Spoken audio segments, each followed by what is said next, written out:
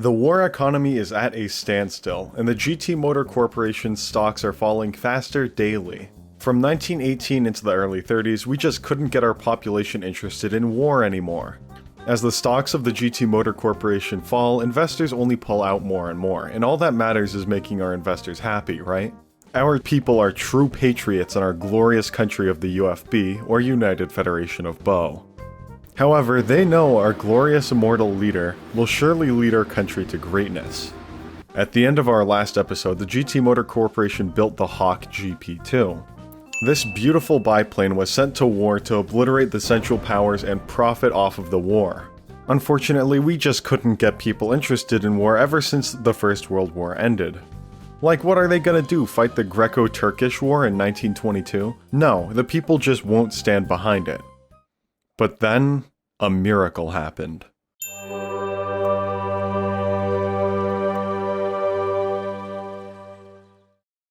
Hey, it's Messier82, and today we're back with episode 2 of Evolving a Fighter Plane Over 100 Years. Or, as you may know it better, Endless Wars.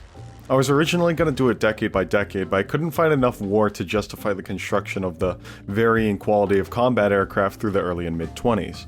Plus, just too much happens in the 30s and 40s to cover in one episode, so instead of doing decade by decade, we're more or less building planes every time something new is invented. So our favorite government lobbying supercorporation, the GT Motor Corporation, is a fictional aerospace company that profits mostly off of warfare with a small side business in refrigeration and HVAC. And they were losing funds through the 1920s. That is, until a bigger war came around, World War II. In the last episode, the glorious nation of the UFB fought in World War I. Every day of conflict, our people are fed endless propaganda that getting involved in the affairs of other nations will bring peace, and that they fight for freedom and liberation. In the last episode, the Central Powers of Europe were obliterated. To guarantee more war, we signed the Treaty of Versailles with as many reparations required from Germany as possible, ensuring that World War II would come as the German people were forced into poverty, watching the world around them rejoice at their hardships. With the Second World War brewing, the UFB ensured that its people hated the Nazi Party, showing their growth to power, as well as a healthy dose of propaganda to ensure that the UFB people had zero Nazi sympathizers no matter what. In 1936, with the Nazi occupation of the Rhine, the people of the UFB saw this as a clear breach of our treaty, and therefore a reason to prepare for war. We needed a new plane, and fast. Luckily, GT Motor Corporation has used the success of the refrigeration business to build a new plane. By 1936, our favorite fictional megacorporation had already produced its ultimate biplane, the GT-12 Lion. While the UFB Disinformation Governance Board was busy depicting our enemies as soy jacks and our child soldiers as chads, our favorite government lobbying megacorporation was busy in the refrigeration business. Though our top guys knew there was a war coming, they saw the clairvoyance of the 2024 Wikipedia page on World War II. Back in the 1930s, many countries had to choose between monoplanes and biplanes. It wasn't as simple as saying, monoplanes are just better, they're the future. As you probably could have guessed, monoplanes provide superior speed capabilities to biplanes due to significant reduction in drag. However, the biplane still did hold a few advantages. The main advantage? The biplane has 2 sets of wings, which in case you forgot is more than 1. Because of this, biplanes turn better than monoplanes. While everyone was busy trying to figure out how many sets of wings you could add to your plane before total airframe obliteration, the question many countries asked was, why not both? The maneuverable biplanes could function as agile dogfight aircraft, while the faster monoplanes could function as high-speed interceptors. Now this will be a biplane because I, the sole engineer of GT Motors Co., said so. Now the year of the design is right around the mid-1930s, which means we have some new technology to play around with since our last build. Technologies such as actual navigation, she super on my charger till I induction system, as well as the actual ability to survive. In the gracious interwar period of the 20s and 30s, we finally learned a little bit about aviation. We learned a few quirky things such as aerodynamics, and the ability to communicate instead of the ancient art of smoke signals. The game we'll be using to simulate this aircraft is Fly Out.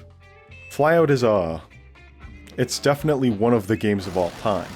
In Fly Out you can build planes, fly planes, observe the scenery, and host a competition on who can give Jimmy, our wonderful pilot here, the best hat. Otherwise, that's just about it. There aren't any goals or objectives in the game yet, but it's also very early in development, just being released for early access on Steam while being made by a single developer known as Stone.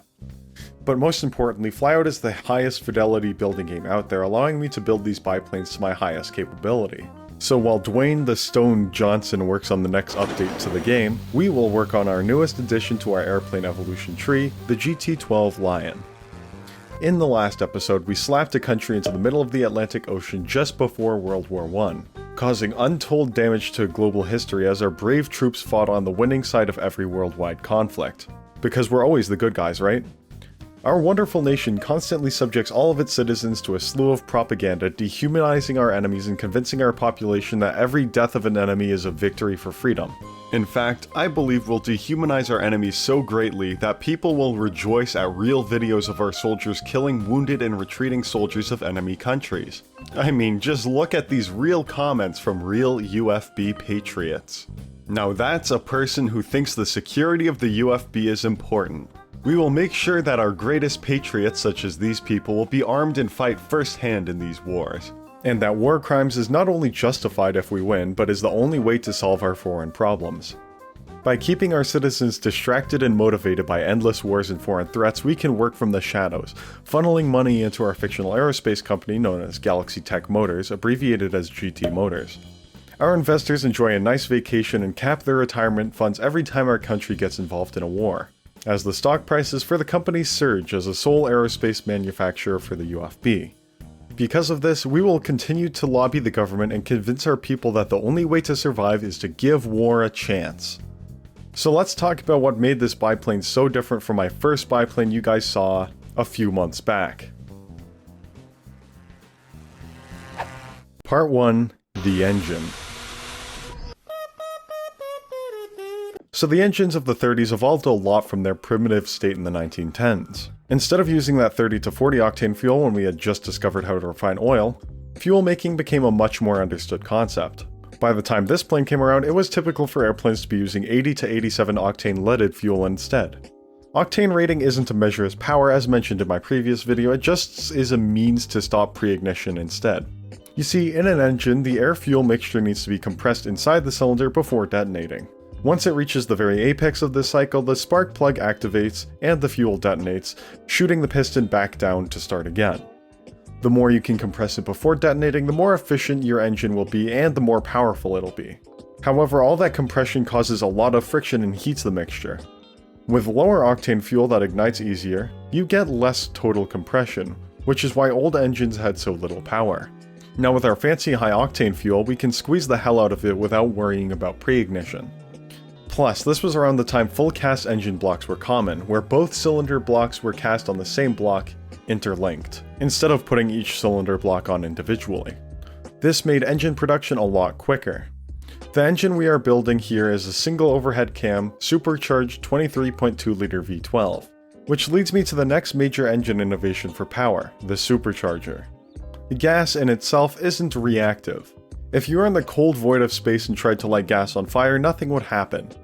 It needs oxygen to react. Specifically, for every part of gasoline you have, you need almost 15 parts of air to react with it. The problem is when you go to high altitudes, that air stuff tends to go away, so engine power is reduced. To solve this, along with adding some extra power to the engine in general, this thing called forced induction was invented. How does it add more power to an engine though? Essentially, a fan of sorts, or compressor, is attached to the engine through either a belt or a gearbox. This fan slurps up all of that succulent, juicy air from the environment around it. In fact, this air is sucked up so efficiently that the intake manifold for the engine becomes pressurized with all the air particles shoved into each other on the inside. All this extra air can keep the engine running as if it were at sea levels, even in ultra-thin air of over 10,000 feet or 3 kilometers off the ground. At sea level, the excess air is filtered out through a manifold pressure gate to prevent all the extra power from detonating the engine. This means that regardless of altitude, the engine is getting the same amount of air and therefore the same amount of power. I refer to this process as overboosting, though I am sure there is a more technical term for it. So this supercharger helps planes fly faster at higher altitudes and provides a little extra power with whatever leftover boost doesn't flow through the manifold wastegate at low altitudes. For example, according to the stats, you might notice my engine provides 0.85 bar of boost at sea level. 0.85 bar combined with the ambient pressure of sea level, or about 1 bar, is 1.85 bars of air. That's almost double the airflow of an engine without a supercharger. Our manifold pressure, however, is only set to 1.2, meaning that extra 0.65 bar of air is thrown out. This is still more power than an ambient 1 bar engine without a super, but not by much. However, the real difference comes at altitude. For example, at 12,000 feet, the ambient air pressure is only about 0.6 bar, only 60% of what it used to be at sea level. At these high altitudes, our engine is still generating the same power, producing 1.3 bars of pressure and throwing out 0.1 to keep our equal manifold pressure. That unsupercharged engine from earlier, it's only producing 60% of its original power and will soon fall out of the sky. This is why our plane from the last episode could barely climb to any notable altitudes. Our GT Lion, however, is more than capable of high speed and high altitude flight. From here, it was time to shape the fuselage and the wings. I took a little bit of inspiration from my favorite biplanes of the era. This includes the Hawker Fury, the Westland F7, the Fiat CR32, and the Chaika, or the gull-winged variants of the Polikarpov I-15. Yes, I looked up how to pronounce that one. There is a problem with my fuselage, however. Our wonderful pilot, Jimmy, is wide. Jimmy can't help himself but has to take up as much space as possible. His arms and legs are stretched to the side far more than any planes of the time could allow. While the developer of the game, Rock and Stone, is working on skinnier Jimmy models for GA and planes like this, for now, Jimmy's hand is just going to have to clip through the sides of the vehicle. The wings were made using a professional tactic a lot of high-level flyout builders use called lying. You start by taking a fuselage piece and turning it into a wing shape. From there, you build the wings the way you want them to be. Then, you turn off aerodynamics on this fuselage piece and you build an invisible wing piece with about the same dimensions underneath. This lets you have a much smoother wing aesthetically and also gives my gull wing the sleek, blended shape that I just couldn't do with normal wings. An important detail about the custom fuselage piece wings is cutting out spots for the ailerons. From there, you gotta build custom ailerons and manually set up the control surface along with the actual physical wing underneath. And that's assuming you just want appropriate aerodynamic qualities. This also allowed me to give the wings pinch points on the ribs. Speaking of fuselage-based pinch points, a lot of old planes seem to have grooves on them, right? This is because the corrugations give them a stronger skin for the same amount of material, or an equal strength skin for less material. However, it traded strength and material for drag, causing more aerodynamic drag and slowing the design down. As this was a biplane focused on lightweight maneuverability and not so much high-speed performance, I used these corrugations up and down the fuselage, which by the way does actually decrease weight and increase drag and flyout if you set it up correctly. After this, it was time to build the struts on the vehicle. By the 30s, we had all realized that drag had a very big impact on aircraft and even cars. This is why by the 30s, all higher speed designs started to become sleeker. Utilizing this knowledge, we included aerodynamic fairings over the wing struts and landing gear of the vehicle, the stronger frame reducing the amount of wire bracing needed. Having fewer wires, adding fairings, and using a metallic skin as opposed to fabric meant that the biplanes of the 30s were far more aerodynamic than their World War I cousins. The tailplane of the vehicle was also constructed using these custom fuselage pieces and corrugations. The nose of the plane featured riveted panels, while the trailing edge of the fuselage and empennage featured a single corrugated sheet. This was also common on planes of the time as it provided a balance between weight saving and aerodynamics in the most efficient way possible.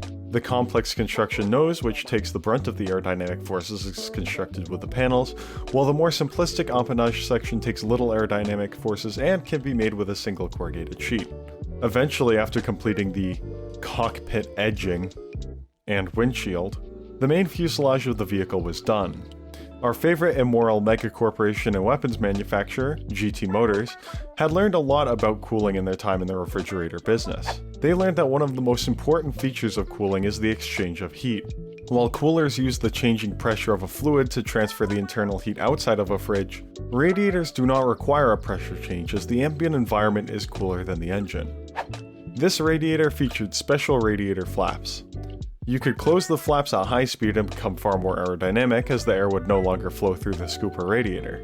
At lower speeds and higher throttle states, these radiator flaps could open up, keeping the engine nice and cool so it can perform to the best of its ability. On top of this, later on, I linked a working radiator and a working mixture lever into the cockpit of the vehicle just to add that little bit of immersion. After this, it was time for the external details. This included trim tabs and custom elevators, hinges for the control surfaces, and a few other minor things such as custom header back exhaust for the V12 engine that is, I guess, visually similar to the exhaust stacks of early Merlin engines. Moving on from that, it was time for the landing gear. Similar to our World War I plane, this guy would feature fixed landing gear, but it would be improved. Firstly, the reduction of truss braces and the addition of fairings made the landing gear far more aerodynamic. Secondly, this vehicle actually featured wheel brakes. This means that brakes are attached to each wheel individually and activated by pressing on the top of the rudder pedals. This allowed the vehicle to taxi under its own power without the requirement of someone pushing it. And as these all-metal designs tend to weigh almost 2 tons, it was probably for the better. Moving on from there, it was finally time for the paint, and let me tell you, this plane is probably the highest fidelity plane I have made yet in terms of paint. I found out how to do custom rivets along the panel lines and put extra effort into weathering and highlights to make sure some minor features were more prominent. And let me tell you, it worked. The paints and texture of this vehicle stood out a cut above anything I've made so far. With the exterior completed, it was finally time to move on to the internals.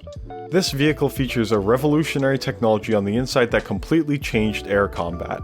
And you might be asking, Messier, what is this revolutionary device? The answer? The radio. No longer shall we communicate with each other using smoke signals and dance raves through windows. Now, with nothing but the press of a button, our pilots can easily communicate and coordinate attacks. Hey Flight Lead, can you hear anything? What? Well, maybe we'd need to wait for enclosed canopies too. Either way, the custom interior for this thing was better than anything I had built in a little while, and this is for 2 main reasons. Firstly, I made my own custom gauges for it. This includes a manifold pressure gauge, an integrated checklist, a working rotary gauge that displays altitude, similar to how an odometer looks like in a car, just below the standard altimeter. Things such as starters, carb heat, magnetos, and fuel selectors were also added to the vehicle. I looked to J-Pace's something like that, custom gauges to make the 6-pack I would be using on this vehicle, including the altimeter, vertical airspeed indicator, turn coordinator, airspeed gauge, and a few other small things. With the interior finally completed, it was time to fly out. Let's see how this thing flies and compare it to our last plane.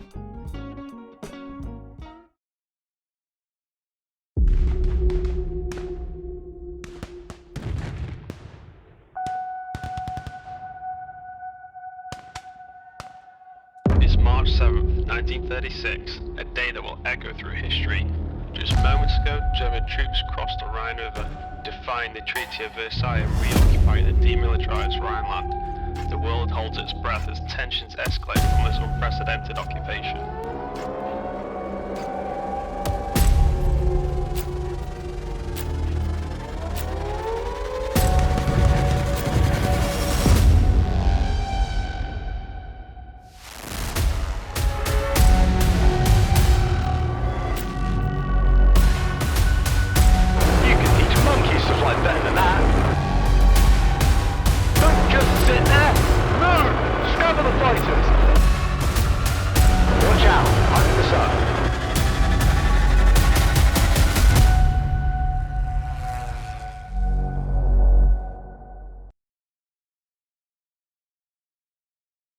I hope you guys like my little propaganda trailer there.